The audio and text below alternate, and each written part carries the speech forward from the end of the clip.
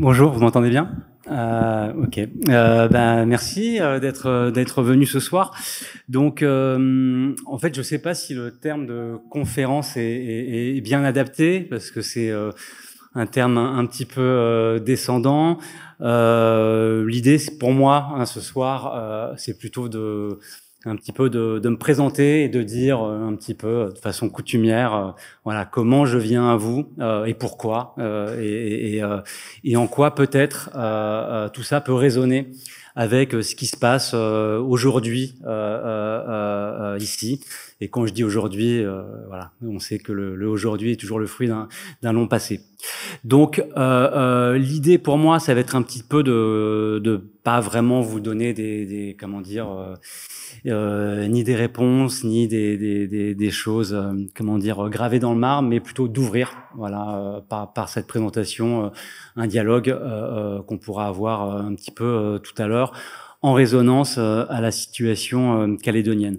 Donc la manière dont je vais procéder, c'est que je vais vous présenter un certain nombre d'enquêtes que j'ai menées, vous donner quelques fils que ces enquêtes permettent de tirer par rapport au terrain de la banlieue hexagonale.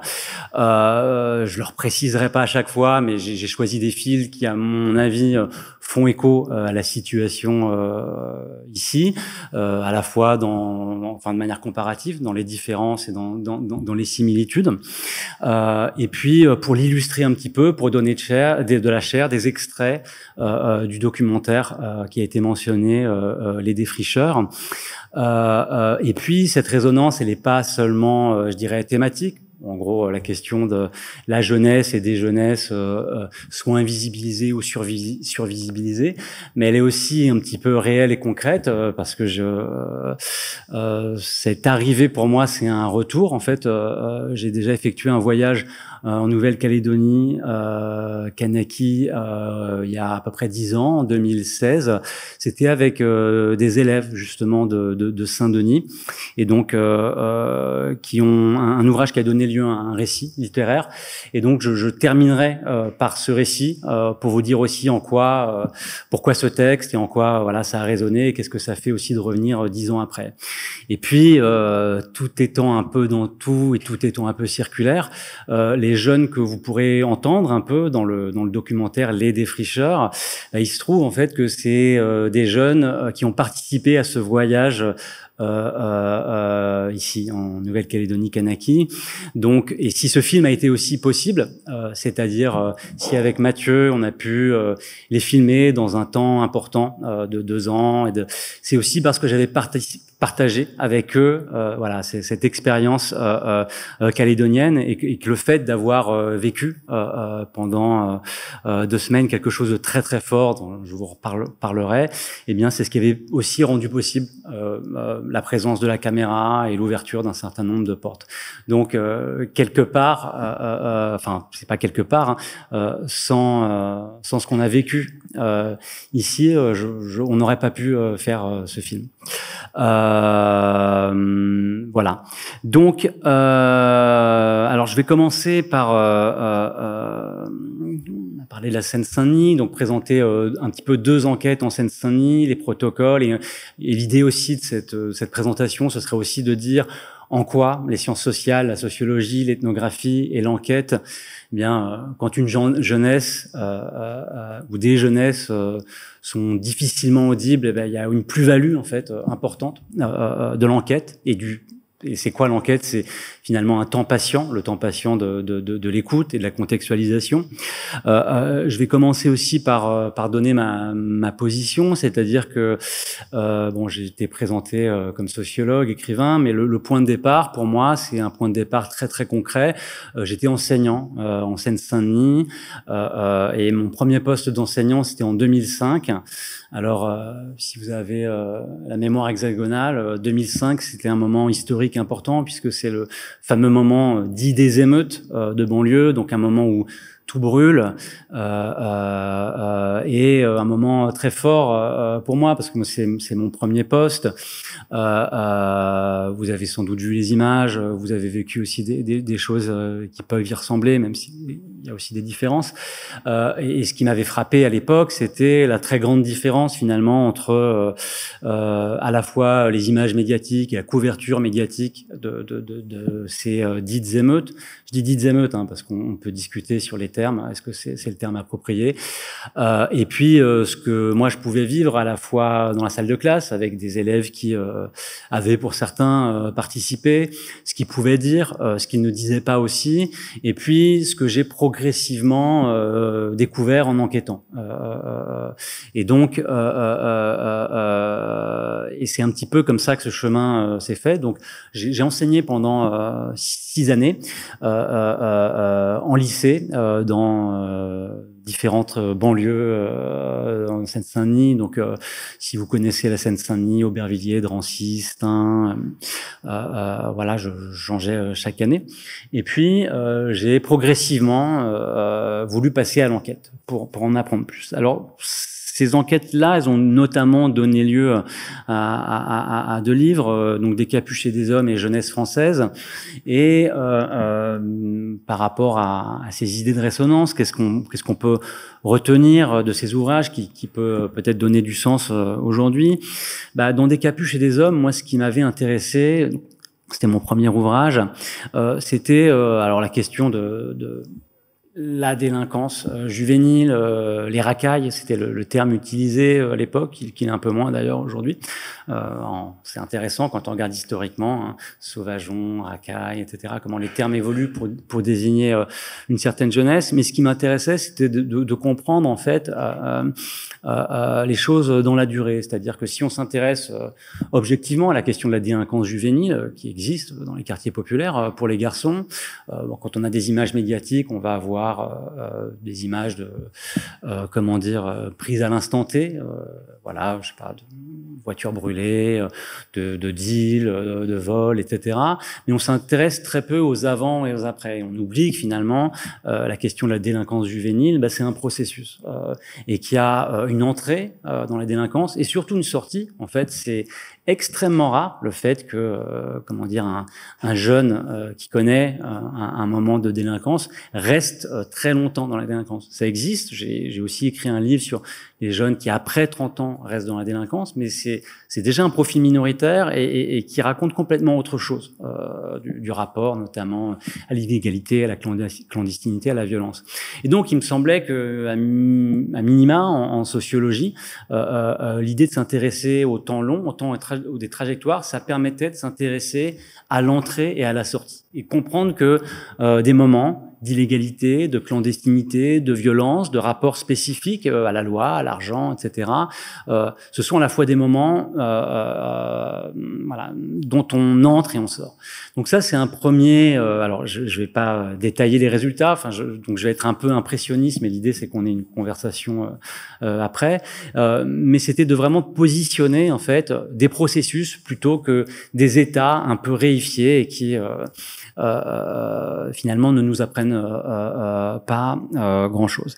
Ce qui est intéressant, et je m'arrêterai là pour ce livre-là aussi, c'était aussi dans la question des représentations quelque chose qui s'est joué un peu à l'envers. C'est-à-dire que dans ce livre-là, en fait, je dresse le portrait de 3 garçons, Tariq, Radwan, Elliot, qui étaient mes élèves, et c'est en passant à l'enquête que j'ai découvert finalement que ces garçons, qui étaient mes propres élèves, eh bien, avaient des activités illégales, délinquantes, et pour l'un d'entre eux, étaient fortement engagés dans le deal, et des activités que moi-même je n'aurais pas vraiment soupçonné en fait en tant que prof. Pourquoi? Parce que sur la scène, et c'est important justement quand on parle de jeunes et de jeunesse, de jamais oublier qu'il y a des scènes en fait sociales très différentes et que les jeunes, eh bien, ont mais pas que les jeunes, en fait, c'est quelque chose de très anthropologique. Pensez à vos propres vies en fonction des scènes sociales. Vous n'allez pas vous comporter de la même manière, vous n'allez pas dire exactement les mêmes choses en fonction des interlocuteurs, tout un tas d'éléments. Et ça, on a tendance à l'oublier quand on parle de la jeunesse, et surtout quand on a, une jeunesse qui pose problème, qui dérange. Et donc, il y a aussi toute la question des assignations, à dire qui on est, où on est. Et elles sont particulièrement prégnantes ici, mais aussi en Seine-Saint-Denis, du fait de la question migratoire et postcoloniale. Et donc, on oublie aussi que, bon, je ne sais pas exactement à qui je m'adresse, mais s'il y a des personnes qui travaillent aussi au contact de la jeunesse, quand on est un professionnel au contact de la jeunesse, ben, finalement, et surtout quand on est très très investi dans ces missions, parfois on oublie que le jeune qui est en face de soi, ben, il ne vous donne qu'une certaine image de ce qu'il est en train de vivre. Et donc ça, c'est toujours important à garder en tête. Et moi, un peu à l'envers, en gros, pour le dire vite, j'avais des garçons qui jouaient la bonne volonté scolaire en classe, et ça c'est important, ça dit des choses aussi. Il y a quelque chose de très français là-dedans. Ils n'avaient pas des notes excellentes, hein, mais ça se passait bien, quoi, pour le dire vite. Et parce que ça se passait bien, bah, moi, avec mes représentations de profs, j'imaginais pas qu'ils puissent être du côté des mauvais. Et vous voyez, bon, mauvais, tout ça, dès lors qu'on le déplie avec les scènes sociales et la question des trajectoires, eh bien, on le déconstruit. Et puis un dernier point, ce livre-là aussi, c'est un livre qui était construit aux 3/4 d'entretiens rendus un peu in extenso, parce que l'idée c'était aussi de construire un objet on puisse entendre en fait dans la durée. Et ça, c'est aussi ce que permet l'objet du livre. Vous avez remarqué qu'on vit une époque où le temps s'accélère avec les réseaux sociaux, etc.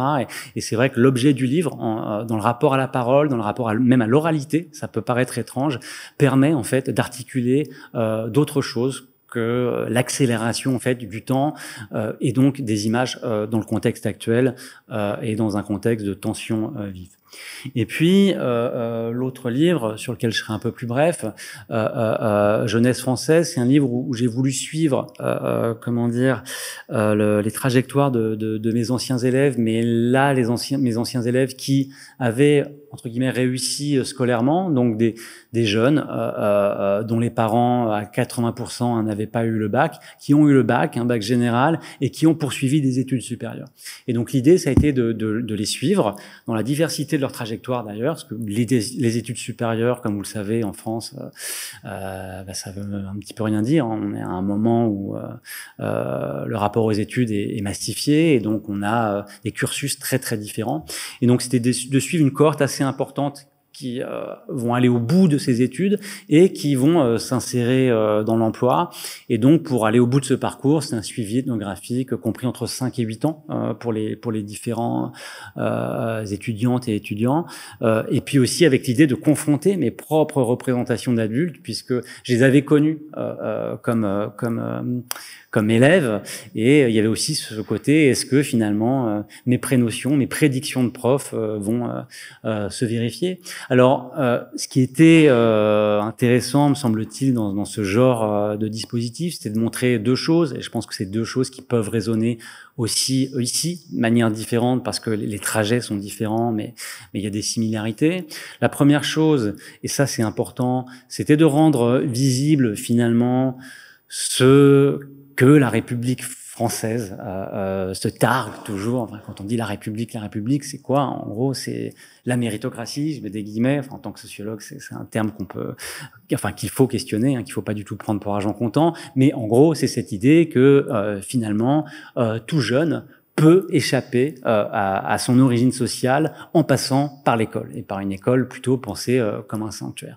Et du coup, ce qui est d'une certaine manière ironique, c'est que ces jeunes en France, les jeunes de banlieue, sont extrêmement politisés, sont présentés comme de manière très générale un problème, l'anti-France, etc., alors qu'ils représentent au fond finalement la France républicaine au sens de ces enfants à qui l'école est censée offrir la mobilité sociale. Sauf qu'on parle très peu, en fait, médiatiquement parlant et politiquement parlant, de ces jeunes qui passent par le système scolaire, qui obtiennent des diplômes et qui trouvent un emploi. L'idée, c'était de montrer cette réalité-là, mais qui est une réalité véritablement importante en France. Il suffit de regarder les statistiques.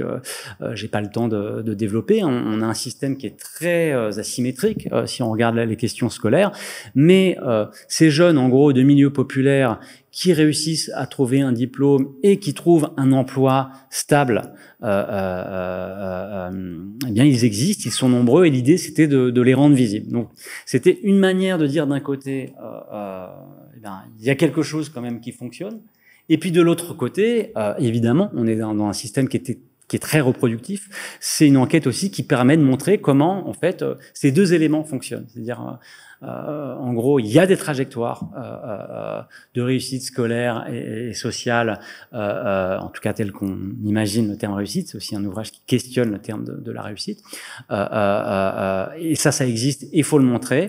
Et c'est ce qu'une enquête sociologique peut montrer, parce qu'au fond, et c'est pas un scoop, ces mobilités sociales, elles existent, mais ce sont des petites mobilités. Et en termes de trajets sociaux. Et les petites mobilités, elles n'intéressent pas trop le champ politique et le champ médiatique, parce qu'elles sont pas très spectaculaires quand vous avez une parole courte. Par contre, et c'est un des enjeux du livre, quand on a une parole plus longue, elles sont en fait extrêmement spectaculaires. Elles sont même d'une certaine manière extraordinaires. Et là encore, le format du livre voulait rendre compte un petit peu de l'ampleur de ces trajets. Et puis, deuxième moment, c'était de montrer aussi tout ce qui ne fonctionne pas, tous ces jeunes pour qui ça ne fonctionne pas complètement, et très important, chez les jeunes pour qui ça fonctionne, les coûts en fait sociaux, symboliques et réels en fait de cette mobilité, qui sont extrêmement importants. Et de montrer aussi qu'il y a une très forte violence sociale, c'est-à-dire que même quand on réussit entre guillemets scolairement, académiquement, il y a des déplacements sociaux qui se font et qui produisent une violence sociale très très forte. Et au fond, les jeunes qui vont réussir académiquement et scolairement sont les jeunes qui vont réussir à apprivoiser en fait cette violence sociale. Et donc tout n'est pas qu'une question d'apprentissage académique, c'est aussi une question liée, pour le dire vite, à la question de la légitimité. Et tout ça, ça pose la question des mobilités. En gros, quand on est pris entre des milieux sociaux, des endroits de l'espace social qui sont très différents. Et ici, il me semble qu'il y a tout un tas en fait de trajets très particuliers en fait qui résonnent sur cette idée de comment trouver sa place, apprendre à trouver sa place. Et on peut pas apprendre si on n'a pas un sentiment de légitimité. C'est-à-dire que apprendre, c'est pas juste il faut avoir un minimum de sentiment de sécurité morale, affectif, symbolique pour être en capacité d'apprentissage. Ça, c'est une règle de base en fait quand on fait un peu de pédagogie, mais en banlieue française, ici aussi, pour tout un tas de raisons sur lesquelles je reviens pas et dont on pourra discuter, très souvent ces conditions en fait morales et symboliques ne sont pas présentes et pire, j'ai envie de dire institutionnellement et du point de vue des politiques publiques, elles ne sont pas prises en compte. Et la sociologie, si elle peut faire quelque chose ici, c'est éclairer les choses de ce point de vue-là, si tant est qu'on ait des décideurs publics qui s'intéressent aux sciences sociales. On est dans une période où, ça vous a pas échappé, c'est pas forcément les sciences sociales qui sont toujours mobilisées ou voire mobilisées quand on a des problèmes sociaux. On préfère en ce moment recourir à des boîtes de conseils et à du benchmarking et du consulting. C'est intéressant, ça dit quelque chose des manières de gouverner, d'administrer le monde social. Alors, pour illustrer tout ça, vous avez compris qu'il y a la question du temps, des transformations et de comment, finalement, il y a une certaine forme de plasticité dans les trajectoires. J'ai choisi de vous montrer un extrait où on va entendre Brandon, donc Brandon qui donc un des Calédoniens, vous l'aurez compris. Et là, on va voir sa transformation. Donc c'est un petit montage fait de 3 moments de sa vie sur 2 ans et demi dans le film Les Défricheurs. Et vous allez le voir juste avant de passer le bac, 1 an après le bac et 2 ans et demi après, dans un retour au lycée.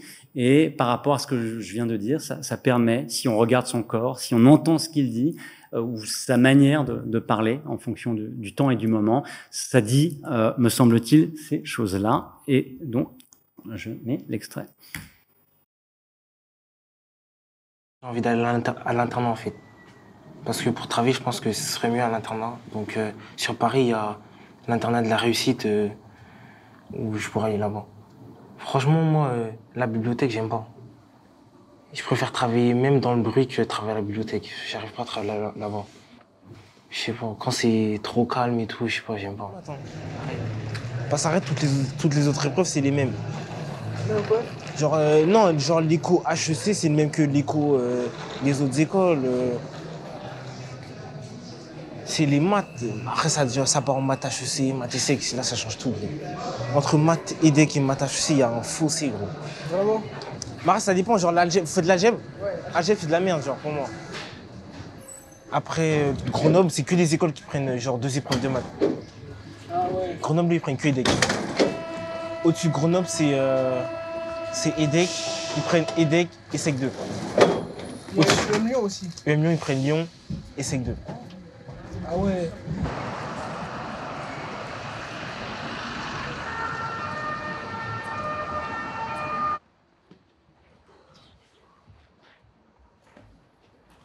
C'est dur, mais faut savoir prendre le rythme. Dès que tu as trouvé ton rythme de travail, ça va.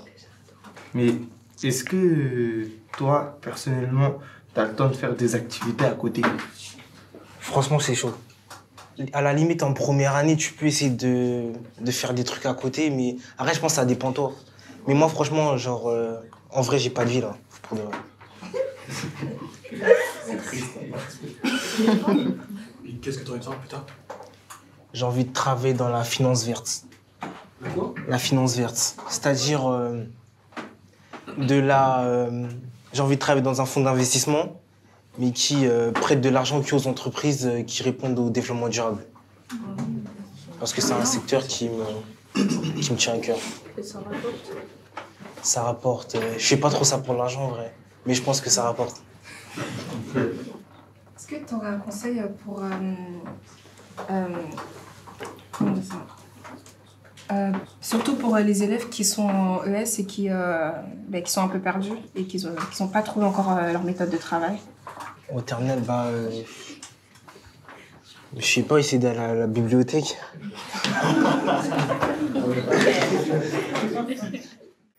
Voilà, j'ai oublié de préciser, donc Brandon, il a fait une prépa HEC. Voilà.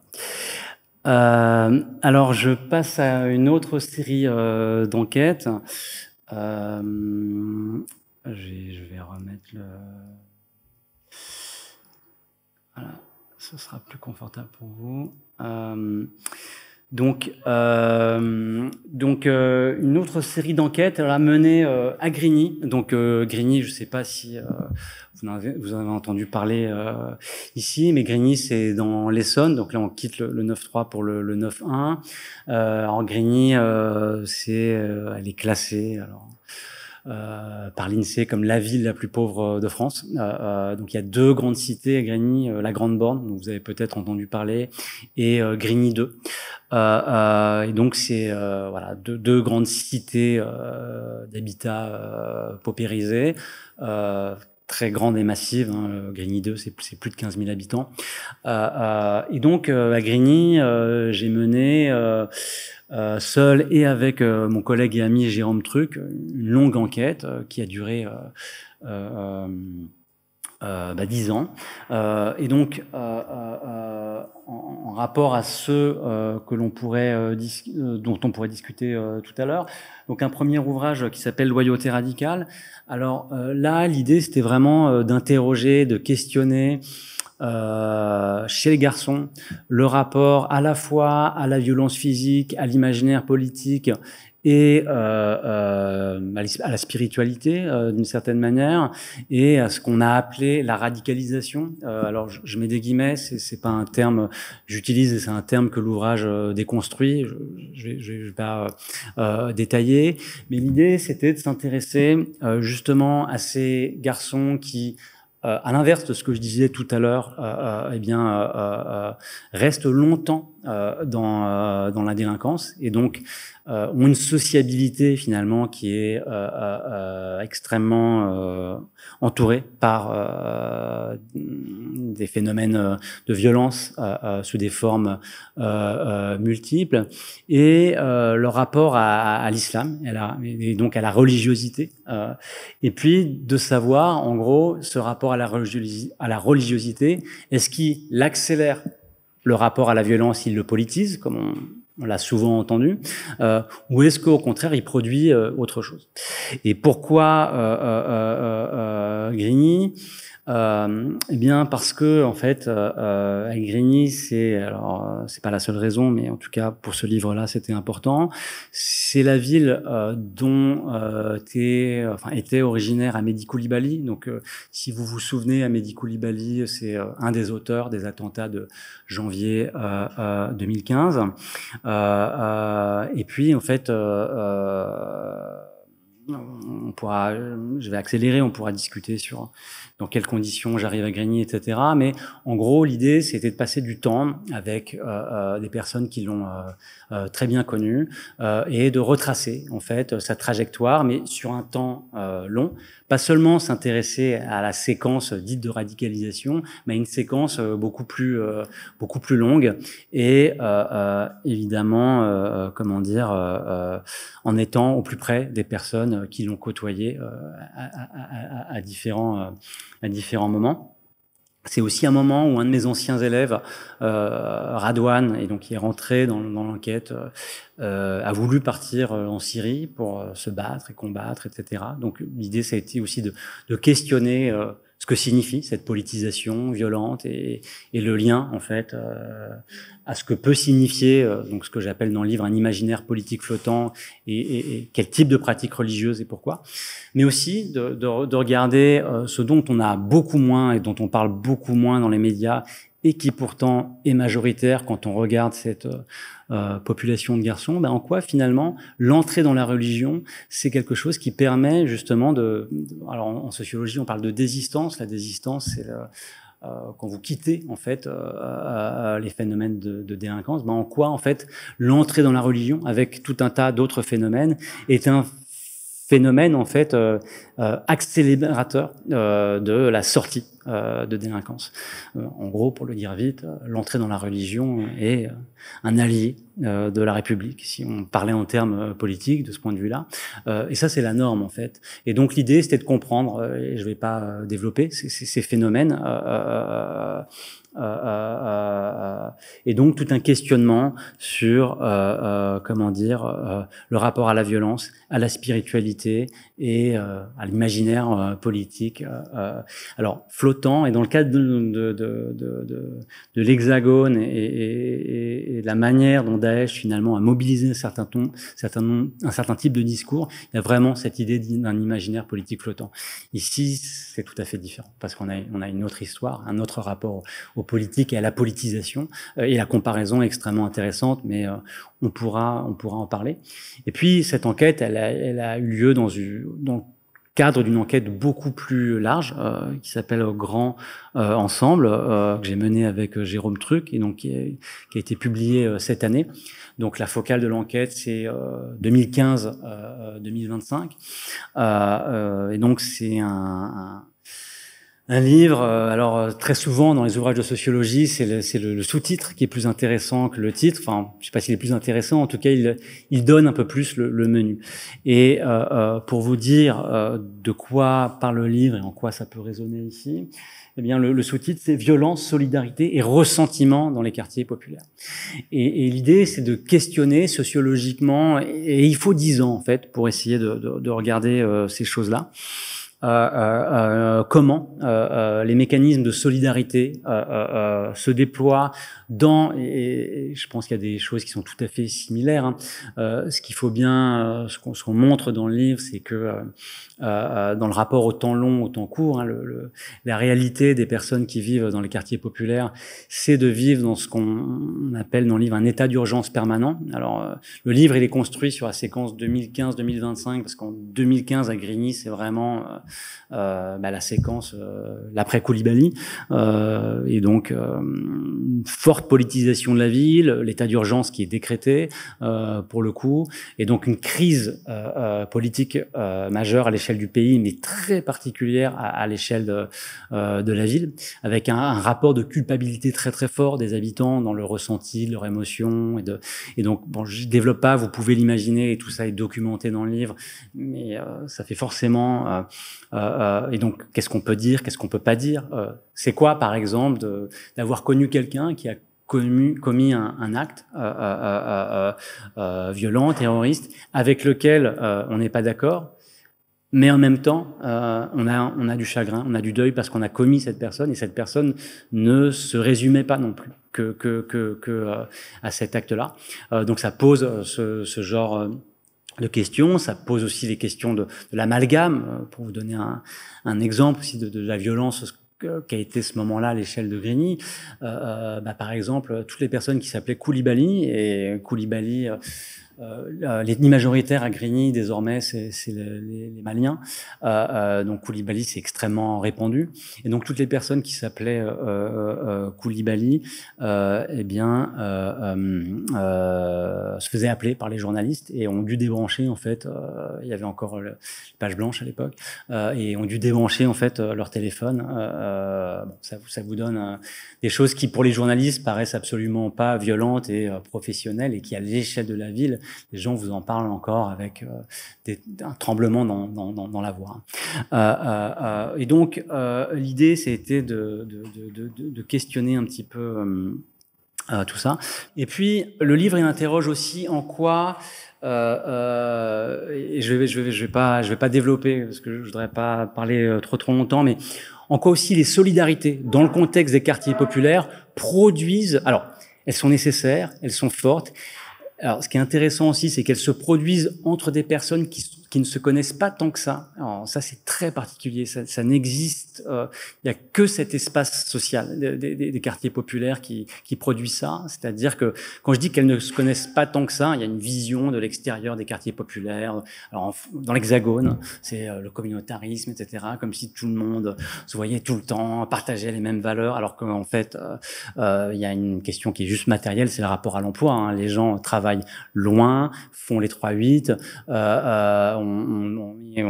ils vivent en fait de manière très précaire. Donc ça induit un rapport au temps et à l'espace qui fait que vous n'avez pas beaucoup de temps en fait pour la sociabilité telle qu'elle se produit dans d'autres endroits de l'espace social. Donc les gens se fréquentent pas tant que ça, se connaissent pas très bien, mais pourtant sont extrêmement solidaires entre eux parce qu'ils savent qu'ils vivent la même condition, et ils partagent assez peu de... Si on regarde les trajectoires dans le détail, en fait, il y a beaucoup plus de différences que de similitudes. Par contre, les grandes similitudes, c'est la précarité, évidemment, mais aussi le fait d'être stigmatisé de l'extérieur et de vivre.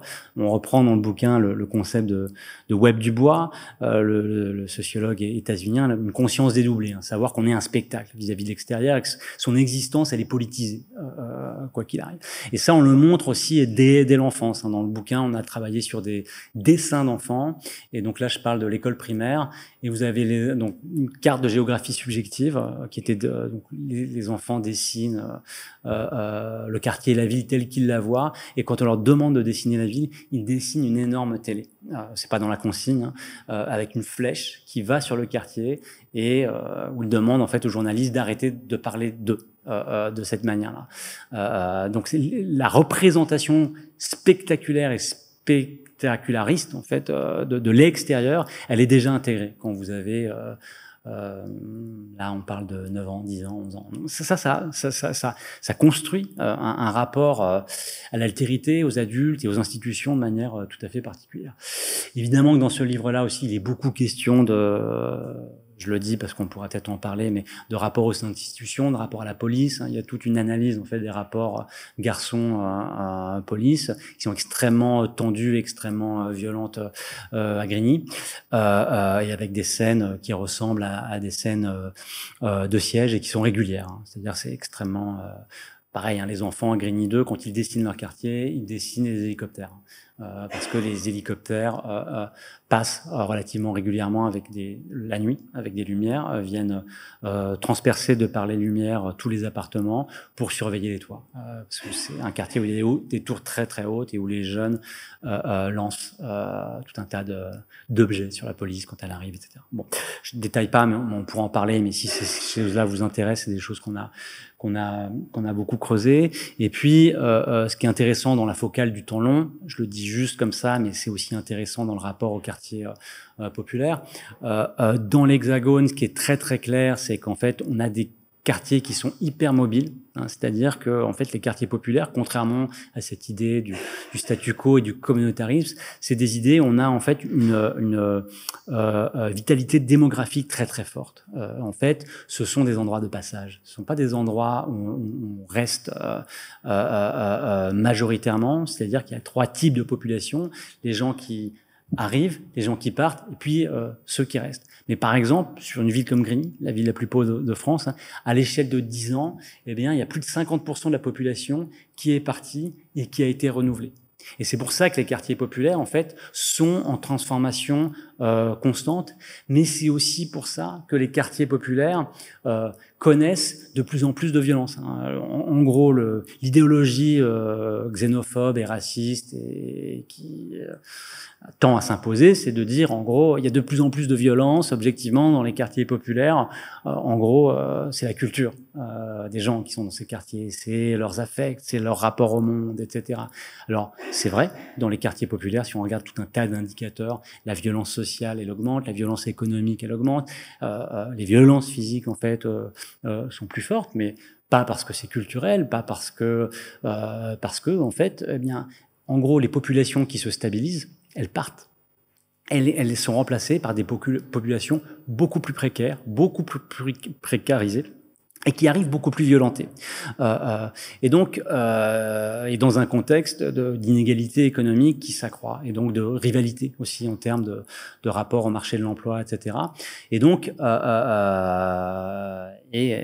avec la question aussi du rapport, pardon, au marché de la drogue. Donc déjà, cette question de la précarisation et de la pauvreté, elle est liée en fait à une forte vitalité démographique. Et donc, il faut voir à chaque fois ces flux. Et qu'est-ce que ça fait aux personnes qui restent? La question du ressentiment et la question aussi de la relation. C'est-à-dire penser les quartiers populaires comme des zones complètement autonomes des quartiers bourgeois les plus cossus. Ça aussi, c'est une fiction. Hein. C'est-à-dire que les quartiers populaires, ce sont des quartiers de service. Hein. C'est-à-dire que ce sont des quartiers qui, d'un point de vue fonctionnel et structurel, servent les quartiers bourgeois. Par exemple, dans l'enquête, on montre au moment du Covid, eh bien, Grigny, ça reste une ville qui reste, comment dire, très mobile entre guillemets au moment du Covid, au moment où tout le monde est censé être confiné. Pourquoi? Parce que les travailleurs et les travailleuses essentielles, les personnes qui travaillent dans la logistique, les personnes qui travaillent dans le fret, les personnes qui travaillent dans le care, les personnes qui nettoient, qui prennent soin des bâtiments, des rues, etc. Les personnes qui travaillent dans les usines, je parle même pas des EHPAD, etc., etc. Mais elles vivent dans les quartiers populaires. Et vous vous souvenez de cette séquence où on applaudissait, en fait. Pourquoi on applaudissait? Parce qu'on avait des personnes qui travaillaient beaucoup, durement, mais qui étaient très mal payées. Et elles habitent dans le quartier populaire. Donc, il y a une logique aussi de service, et donc il faut aussi penser relationnellement les quartiers populaires dans le rapport à l'emploi, et aussi du point de vue, on parle tout le temps du marché de la drogue, etc. Grigny, c'est une ville où il y a une économie de la drogue très très forte, plus d'une trentaine de fours, de points de deal entre les deux quartiers. Mais pourquoi? Parce qu'il y a l'autoroute et comment dire le marché de la drogue, c'est aussi un marché de services. C'est-à-dire que tout l'argent c'est très important. Il y a grande manne financière liée à l'argent de la drogue, ce sont des gens qui viennent de Paris, hein, qui prennent la 6 et qui viennent acheter la drogue la nuit à Grigny, et on voit cette économie de flux en fait défiler. Et donc vous voyez le rapport à la délinquance, le rapport à la drogue et au deal, c'est pas un truc d'entre-soi. C'est pas les Grignois et les Grignoises qui achètent majoritairement la drogue, ce qui a un peu changé, mais là aussi c'est relationnel, hein, parce que on l'a vu. Donc il y a la drogue des pauvres qui est arrivée à Grigny, mais ça c'est très tardivement, c'est arrivé juste avant les Jeux Olympiques. Pourquoi? Parce qu'il y a eu un mouvement à Paris en anglais on dit social cleansing, hein, on a voulu justement dégager en fait les personnes qui prennent du crack pour aller vite, et il y a eu un déplacement, et le crack est arrivé aussi à Grigny, parce qu'en fait d'un point de vue des politiques publiques, on n'en voulait plus en fait dans l'espace de la ville. Et encore une fois, cette population, c'est pas des Grignois et des Grignoises, pour le coup c'est des personnes qui viennent ailleurs. Et donc tout ça pour dire que sur ces questions de violence, sur ces questions de transformation, eh bien la question de l'écoute, la question de l'enquête permet d'entendre un certain nombre de choses. Et là, on va voir, je vais vous présenter deux extraits, de Faïda et de Amine. Alors, l'extrait de Faïda et sa sœur permet, à mon sens, de voir ce qui peut se dire en fait quand on prend du temps à entendre des jeunes, et à voir en gros les contradictions qu'on peut avoir dans un discours, l'espace pour pouvoir entendre l'articulation des contradictions. Dans le recueil de la parole publique, très souvent, on veut des paroles qui soient, non contradictoires, alors que notre condition, finalement, c'est aussi d'avoir un certain nombre de paroles contradictoires. Donc, vous l'entendrez dans ces mots. Et puis après, on a une séquence avec Amine, et là, sur une séquence de quelque chose de dur qu'il a traversé, et en quoi aussi le temps de l'écoute peut permettre d'entendre un certain nombre de choses, et en les entendant, de mieux comprendre aussi ce qui peut se jouer dans certaines trajectoires.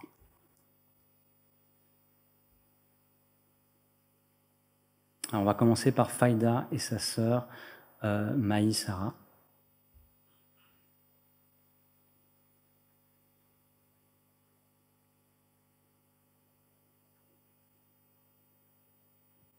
Nuit, tu peux pas être choqué de quelque chose.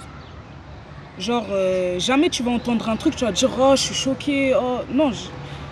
Mais pourquoi tu dis la rue? Je comprends pas la référence à la rue. T'entends tout, en fait.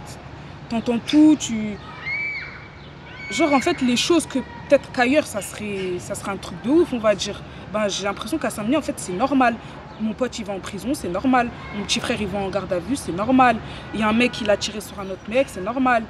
Une meuf, elle s'est fait violer dans une cave, c'est normal. T'abuses. Genre, non, mais sérieusement. Okay, genre, nous, on va entendre ça, la vie de ma mère, on va entendre ça, on va dire, ah ouais, ils ont abusé. Fin.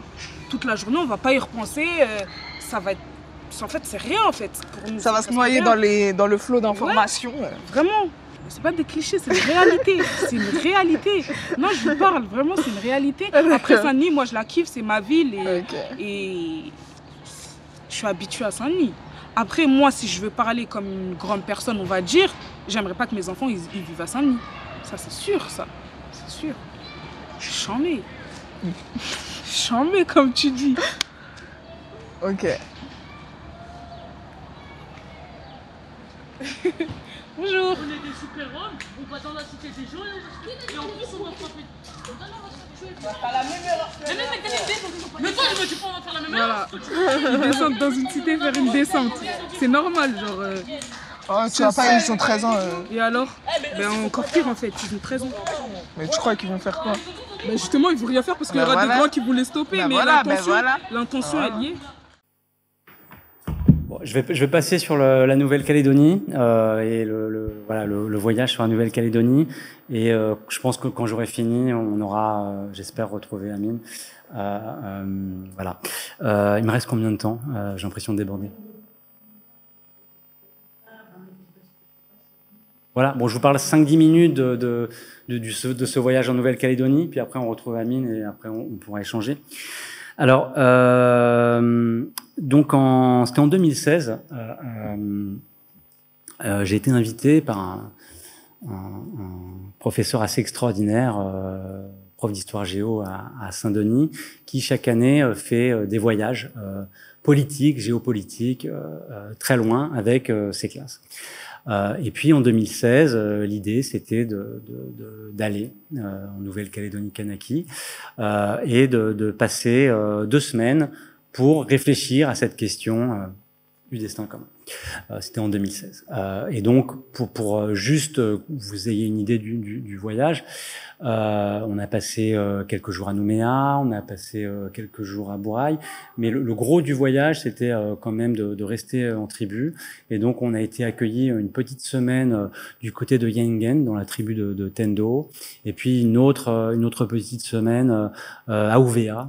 Donc, on a séjourné dans la tribu de Mouli, et on a été aussi accueillis à Gossana par les frères Wea, les papas de la tribu, qui nous ont accueillis dans un après-midi qui était très très fort. On nous ont raconté à la fois comment ils ont vécu les événements, puisque c'était le terme, quand ils étaient enfants, et aussi comment ils ont vécu la mort de leur frère Djubeli après l'assassinat de Jean-Marie Tchiba.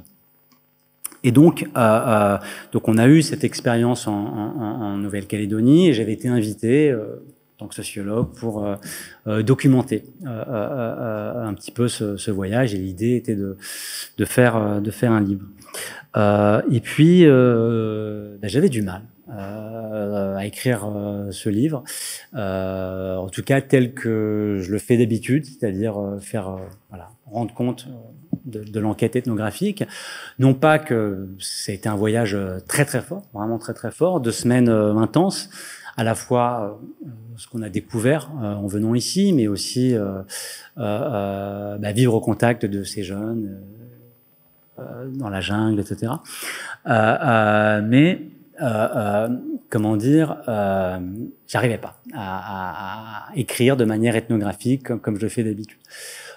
La raison, maintenant je la comprends un peu, était assez simple, c'est-à-dire que quand je fais des enquêtes, j'aime que le temps s'étire, et là le temps était très restreint. On avait une intensité, mais sans la profondeur temporelle. Et autant on a vécu beaucoup de choses avec les gens qui nous ont accueillis, mais finalement pour aller au cœur en fait de la question ethnographique, eh bien j'en savais pas assez en fait sur leur trajectoire, mais on avait vécu quand même quelque chose de fort. Ensuite, donc Jean-Pierre, ce professeur, m'a invité, voyant qu'il, enfin, je sais pas s'il voyait, on n'en a même pas parlé, mais il m'a invité à aller faire un autre voyage au Vietnam 2 ans plus tard. Et là, on a beaucoup travaillé sur la question de l'agent orange. Et le Vietnam, je ne pouvais pas refuser d'une certaine manière. Vous l'aurez sans doute compris à mon patronyme. J'ai un père vietnamien, et donc je suis entre deux. Et voilà, c'est des questions qui, d'un point de vue personnel, sont d'un point de vue intime, renvoient à tout un tas de questionnements que j'avais un peu remisés, je dois le dire. Voilà, on n'en parle pas. Alors c'est très. Alors c'était intéressant aussi dans le ce qu'on a beaucoup appris au contact des Kanaks, c'est le poids des mots, de la parole, etc. Bon, du côté vietnamien, c'est autre chose. Il y a beaucoup de choses dont on ne parle pas et dont il ne faut surtout pas parler. Et donc je suis parti au Vietnam, et ces 2 voyages ont résonné. Et puis au bout d'un moment, c'est un peu éclairé, ce qui me semblait de ce que je pouvais faire de ce récit. C'était finalement, en voyant aussi beaucoup de correspondances entre le voyage au Vietnam et le voyage en Nouvelle-Calédonie, donc des correspondances liées évidemment à la question coloniale, etc., mais à ce que nous, on avait vécu aussi, et d'où le titre, La taille des arbres, dans le contact finalement avec une nature, mais qui est en fait politique d'une certaine manière, quand on commence à s'intéresser à ce que disent en fait les végétaux, et ce qu'en disent les personnes qui vivent auprès de ces végétaux, puis avec un arbre très commun dans les deux pays, qui est le banyan, et qui a une mythologie différente dans les deux pays, mais qui dit beaucoup de choses. Donc tout de suite, là, j'ai commencé un petit peu à penser par résonance, par correspondance, en circularité. Et là, j'ai compris que ce qui était intéressant, c'était cette temporalité. Au fond, la temporalité qu'on a appris au contact des Kanaks, c'est-à-dire la temporalité n'est pas la temporalité rectiligne de la démonstration, qui peut être aussi celle de l'enquête, même si elle est, vous aurez compris que j'essaie de mener des enquêtes les plus sensibles possibles, mais on en reste dans une logique démonstrative et d'une certaine manière monstrative. La pensée par circularité, elle est complètement différente. Donc j'ai compris qu'il y avait quelque chose et avec un rapport aussi à l'oralité dans la langue, c'est-à-dire que quand j'ai commencé à écrire de manière beaucoup plus orale, j'ai compris que j'arrivais à faire quelque chose de ce qu'on avait vécu. Et ça, c'est vraiment quelque chose du legs voilà, des coutumes en fait qui nous ont façonnés au fur et à mesure des voyages, dans le rapport aux mots, dans le rapport à la pensée, vraiment cette idée de correspondance finalement entre temps et espace. Et donc ça me poussait vers une autre forme d'écriture qui était la littérature. Et donc un texte qui est construit comme ça, La Taille des arbres, par effet de correspondance, où on a un chapitre en Calédonie-Kanaki, un chapitre au Vietnam, une alternance et avec des résonances entre ces voyages. Et à la fin du parcours, on ne sait peut-être plus exactement où on est, mais il y a une autre forme de vérité sensible et qui passe par le langage. Il y a aussi quelque chose de la coutume kanak qu'on a exporté d'une certaine manière au Vietnam. C'était finalement, quand on est parti au Vietnam, on est parti avec une classe de STMG. Alors, je sais pas si ça dit quelque chose à tout le monde, mais pour le dire vite, c'est des élèves qui sont pas très à l'aise avec l'écrit, et dans ces voyages-là, il y avait l'idée de voyager, mais aussi à chaque journée de faire quelque chose de ce qu'on a vécu dans la journée. Et dans le voyage calédonien, ça passait par des écrits en fin de journée. Le rapport à l'écrit était plus compliqué avec la classe vietnamienne, et donc on a pris le parti pris de faire comme une sorte de coutume finalement nocturne entre nous.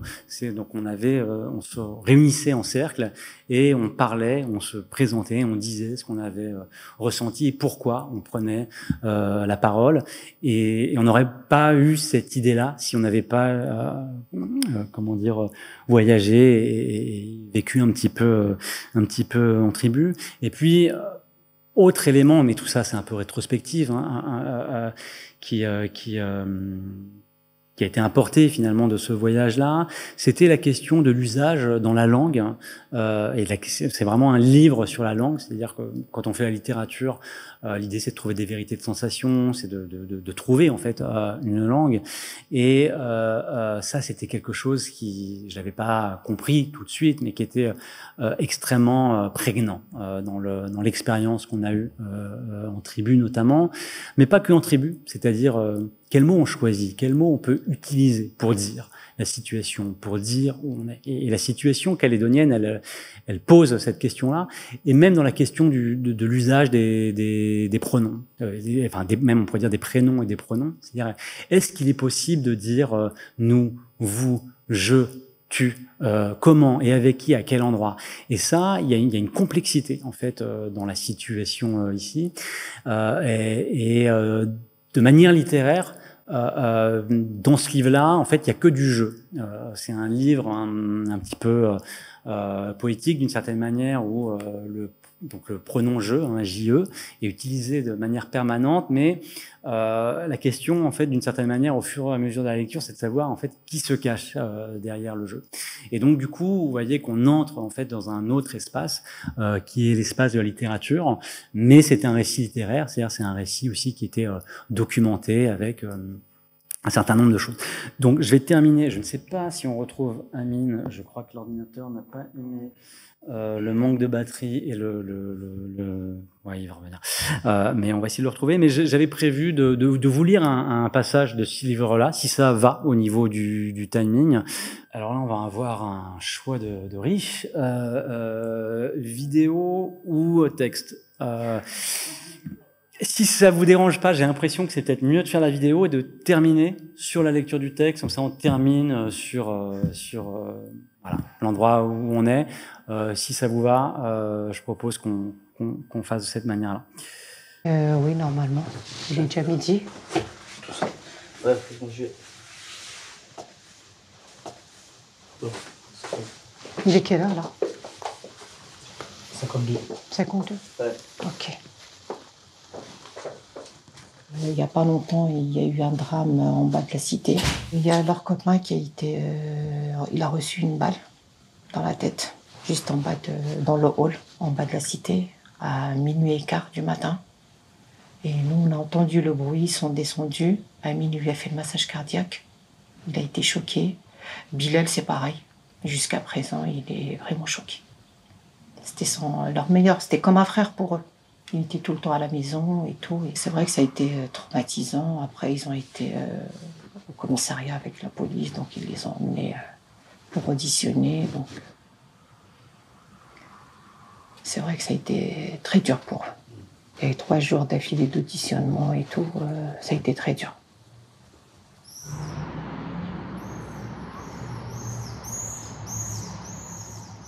J'ai enlevé mon t-shirt, j'ai mis là où il y avait du sang, enfin là où ça coulait, j'ai mis, parce que moi je croyais qu'il était tombé, c'est-à-dire pour que ça arrête de saigner, donc moi je maintenais sur sa tête. Après j'essayais de lui parler, j'essayais de le faire réagir. Et après, au fur et à mesure, après il y avait un monsieur qui est venu en voyant d'en haut. Après on avait appelé les pompiers, tout ça, et après voilà. Il m'a dit, mon frère, mais t'es pas connecté ou quoi? Après, genre, il me réveille, il me dit, Curtis, il est mort. Et moi, je me suis dit, c'est pas possible, en gros. Genre, après, je vois mon téléphone, je vois, il y a là les messages, tous les messages. Après, je vois, il y a un audio dessous. Ça dit, oh, les gars, je crois que Curtis, il est tombé, tout ça. La mort d'un proche, je le connaissais pas, ce sentiment. Ouais, c'est pareil. C'est nouveau pour moi. Ouais, pareil. Et c'est un truc, en fait, ça va faire bientôt 1 an, mais le sentiment de la mort, c'est toujours aussi flou dans ma tête. Je comprends pas. Mais en fait, comment, c'est quand on aura des pourquoi. photos. Genre, tu vois, quand on va voir des photos, on sera trop grand pour s'identifier dans les photos. Genre, tu vas voir la photo, tu vas te dire, ouais, j'étais petit.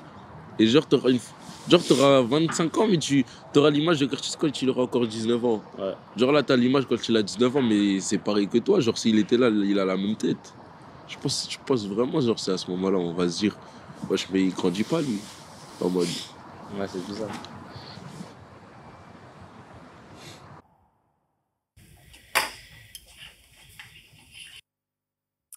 On pourra discuter et je vais terminer par une lecture d'un passage, d'un petit chapitre qui s'appelle Paul plus Jules. Alors, Paul, c'est Paul Éluard, c'est le lycée en fait de Saint-Denis. Et oui, pour préciser, vous allez avoir dans le texte Paul Éluard. Donc en fait, j'en fais une sorte de personnage. Donc les Paul Éluard, c'est en gros les lycéens de Saint-Denis. Et Jules, c'est Jules Garnier, donc juste à côté. Et les Jules Garnier, c'était les lycéens et lycéennes de Jules Garnier. Et donc il y a eu un moment de rencontre entre les Paul Éluard et les Jules Garnier, et je suis retombé sur ces pages-là tout à l'heure, et en étant tout près de Jules Garnier, mais aussi en relisant ces textes-là à l'aune de la situation contemporaine, je m'étais dit que ça valait le coup de le partager. Donc je vais essayer de vous le lire. Le lycée Jules Garnier est haut perché. Une position de surplomb que ce chef historique du service des mines à Nouméa, pionnier mondial de l'extraction du nickel, n'aurait sans doute pas renié. L'établissement descend progressivement vers le bord de mer, jusqu'à offrir une vue imprenable sur la baie. Près de 20 hectares d'éducation nationale tombent droit sur l'eau salée. En face, sur l'autre bord du rivage, la société Le Nickel fume à grandes brassées. De loin, les camions paradent, comme des jouets, entassés dans un bac à sable rangé. Jules Garnier contemple. Tout en bas, sur le terrain de foot qui jouxte le front de mer, le vent passe entre mes jambes. Exactement comme le ballon que Idriss me met en 1 contre 1 façon humiliation. Il est bon, le grand con. Lisons Tchèque le goléador qui célèbre son but avec un déhanché latino. Nous avons panaché sans réfléchir. Filles, garçons, profs, élèves, Paul Éluard, Jules Garnier, Pierrot contre Toufik. Clarence Albertini avec Zora. Dans le méli-mélo du match se joue l'heureuse prolongation de ce qui vient de se passer en classe. Nous exprimons sur le gazon ce que nous n'avons pas réussi à nous dire 1 heure plus tôt. Paul Éluard et Jules Garnier ont le même âge, un même bac à passer et vivent un même fourre-tout. Nous avions donc commencé par les présentations. Jules Garnier. Teint doré, chignon, barrette, yeux en amande, body léopard. Assise à côté de Lison. On s'entend super bien dans la classe, mais dès qu'il faut se présenter, dire qui on est, c'est compliqué. On évite un peu ce genre de discussion. Ça peut vite partir en vrille. Surtout comme ça, en public. Jules Garnier. Peau blanche, dreadlocks naissantes, yeux bleus, chemisier vert, collier à dents. Entre Zora et une Jules Garnier. On n'a pas de drapeau, on n'a pas encore trouvé un équilibre entre la France et la Kanaki. On vient de plein d'ethnies différentes. On peut avoir une couleur de peau, mais aucun d'entre nous n'a une seule ethnie en lui. Ici, c'est surtout des ethnies océaniennes. Je suis sûr que chez vous aussi, c'est pareil. Si vous avez envie de nous le dire, on aimerait bien connaître vos ethnies. Comme ça, on fait plus connaissance. Idriss. Peau mate, cheveux ras, yeux noirs, t-shirt gris quechua. Je suis né à Paris, ma mère est algérienne, mon père est tunisien. Lison. Peau blanche, longs cheveux noirs, tenus par des lunettes de soleil, yeux marron clair, body noir. Je suis française. Toufik. Teint doré, longue mèche, noir gominé, yeux marron clair, acné prononcé, t-shirt bleu de l'équipe de France. Je suis d'origine algérienne. Zora. Pommade, cheveux bouclés, yeux noirs et maquillés, t-shirt à manches longues kaki. Je suis algérienne, mais pas de la même région que Toufik. Moi, je suis d'Oran, près de l'Espagne. Lui, c'est Constantine, juste à côté de la Tunisie. Mokrane. Pommade, cheveux bruns en pétards, yeux noirs, polo blanc cintré, banane en bandoulière. Mon père est égyptien, ma mère, je sais pas. Et moi, je suis français. Jules Garnier.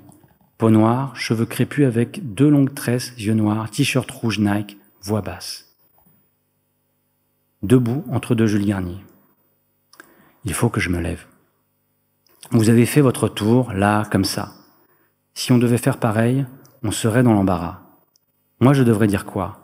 Je suis calédonien ou je suis kanak? J'ai pas envie de blesser. Si je reste sur ma chaise et que je dis que je suis kanak, eh bien, je vais blesser Jeanne, Élodie et Sandro. Et si je dis calédonien, excusez-moi. Et si je dis calédonien, j'ai pas envie que mes autres frères kanaks, qui sont là, à côté, me disent à la sortie « Alors, t'es comme ça, toi? T'es calédonien ?» Je ne veux pas cacher mes mots sur cette question de nationalité, mais j'ai un peu honte, quoi que je dise. Alors je prends ce moment pour vous le dire debout. Je vais dire que je suis kanak.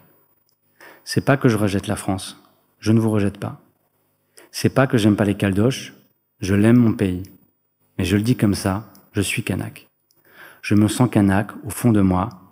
Terre, origine, identité, ça nous touche encore. Pour nous, c'est toujours là. On essaye de parler, on essaye de s'entendre et on essaye d'oublier. Football. À vous.